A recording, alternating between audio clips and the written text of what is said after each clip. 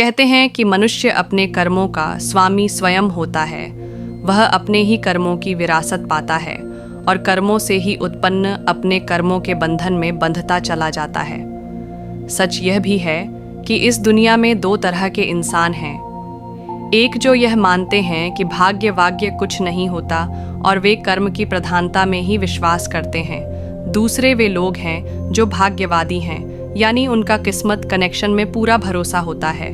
उनका दृढ़ विश्वास होता है कि जो भाग्य या किस्मत में लिखा है वह होके ही रहेगा।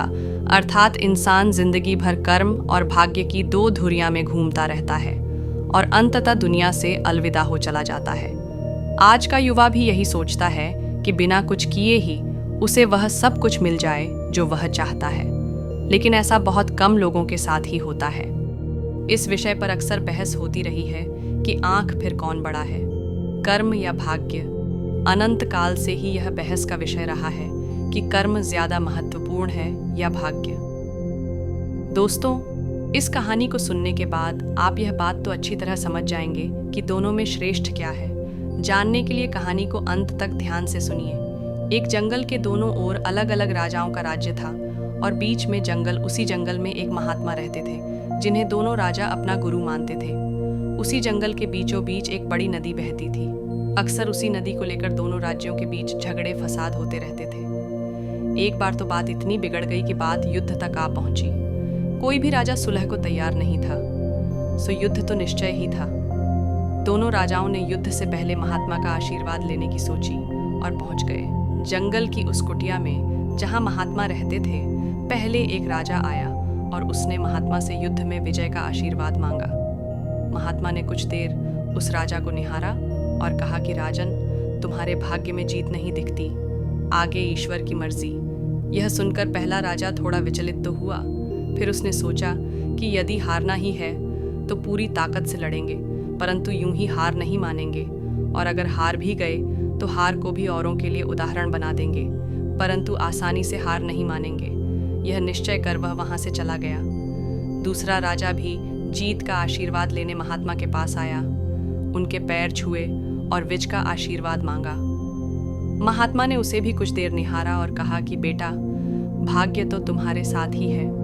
यह सुनकर राजा तो खुशी से भर गया और वापस जाकर निश्चिंत हो गया, जैसे कि उसने युद्ध बिना लड़े ही जीत लिया हो। अंततः युद्ध का दिन आया। दोनों सेना एक दूसरे के आमने सामने थी और युद्ध का बिगुल बच गया। युद्ध प्रारंभ हो चुका था। एक तरफ की सेना यह सोचकर लड़ रही थी कि चाहे किस्मत में हार क्यों ना हो, परंतु हम हार नहीं मानेंगे, हम अपना सर्वश्रेष्ठ कोशिश करेंगे, अपना सर्वस्व झोंक देंगे। और वहीं दूसरी तरफ की सेना एक निश्चिंत मानसिकता के साथ लड़ रही थी कि जितना तो हमें ही है तो घबराना कैसा। लड़ते लड़ते दूसरी सेना के राजा के घोड़े के पैर का नाल भी निकल गया और घोड़ा लड़खड़ा लगा, पर राजा ने ध्यान ही नहीं दिया, क्योंकि उसके दिमाग में एक ही बात चल रही थी कि जब जीत मेरे भाग्य में है ही, फिर किस बात की चिंता।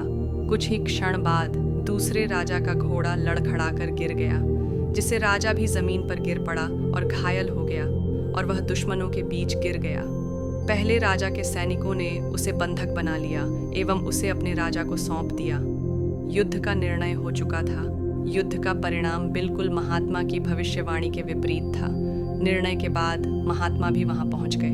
अब दोनों राजाओं को बड़ी जिज्ञासा थी कि आखिर भाग्य का लिखा बदल कैसे गया।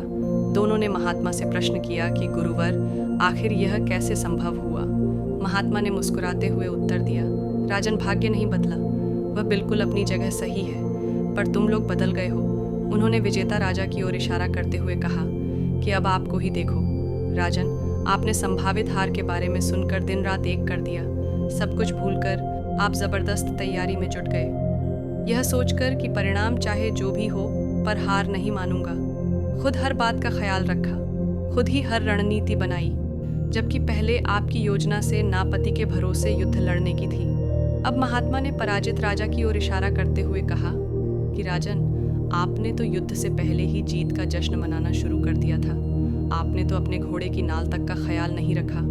फिर आप इतनी बड़ी सेना को कैसे संभालते और कैसे उनको कुशल नेतृत्व देते। और हुआ वही जो होना लिखा था। भाग्य नहीं बदला, पर जिनके भाग्य में जो लिखा था उन्होंने ही अपना व्यक्तित्व बदल लिया। फिर बेचारा भाग्य क्या करता दोस्तों? हमें इस कहानी से यह सीख मिलती है कि भाग्य उस लोहे की तरह वहीं खींचा चला जाता है जहाँ कर्म का चुंबक हो। हम भाग्य के अधीन नहीं हैं, हम तो स्वयं भाग्य के निर्माता हैं। यह सत्य है कि भाग्य भी उन लोगों का साथ देता है जो कर्म करते हैं। किसी खुरदरी पत्थर को चिकना बनाने के लिए हमें उसे रोज घिसना पड़ता है, उसी प्रकार हमें अपने भाग्य को चमकाने के लिए कर्म तो करना ही पड़ता है दोस्तों। आशा करता हूँ कि इस कहानी को सुनने के बाद आप अवश्य समझ गए होंगे कि कर्म बड़ा या भाग्य। फिर आऊँगा एक नई मोटिवेशनल कहानी के साथ। तब तक के लिए नमो बुद्धाय।